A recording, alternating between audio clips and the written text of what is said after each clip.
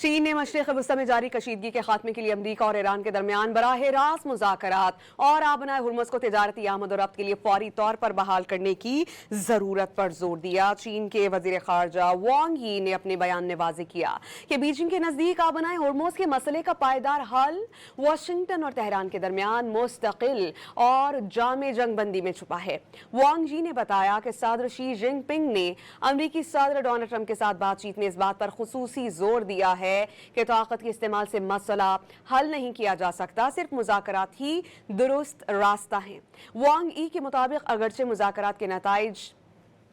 براہ راست نہیں اور راتوں رات حاصل نہیں کیے جا سکتے، لیکن ایک بار جب بات چیت کا دروازہ کھل جائے تو اسے